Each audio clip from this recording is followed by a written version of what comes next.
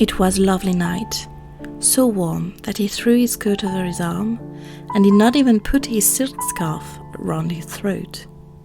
As he strolled home, smoking his cigarette, 2 young men in evening dress passed him. He heard one of them whisper to the other, "That is Dorian Gray." He remembered how pleased he used to be when he was pointed out, or stared at, or talked about. He was tired of hearing his own name now. Half the charm of the little village where he had been so often lately was that no one knew who he was.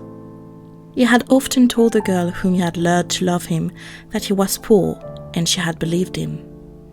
He had told her once that he was wicked, and she had laughed at him and answered that wicked people were always very old and very ugly. What a laugh she had, just like a thrush singing, and how pretty she had been in her cotton dresses and her large hats. She knew nothing, but she had everything that he had lost. When he reached home, he found his servant waiting up for him. He sent him to bed and threw himself down on the sofa in the library and began to think over some of the things that Lord Henry had said to him.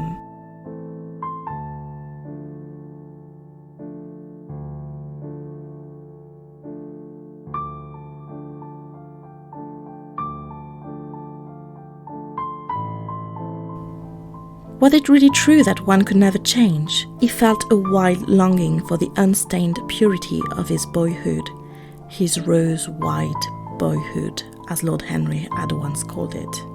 He knew that he had tarnished himself, filled his mind with corruption and given horror to his fancy, that he had been an evil influence to others and had experienced a terrible joy in being so, and that of the life that had crossed his own, it had been the fairest and the most full of promise that he had brought to shame. But was it all irretrievable? Was there no hope for him? In what a monstrous moment of pride and passion, he had prayed that the portrait should bear the burden of his days, and he keep the unsullied splendor of eternal youth. All his failure had been due to that. Better for him that each sin of his life had brought its sure, swift penalty along with it. Oscar Wilde, 1890.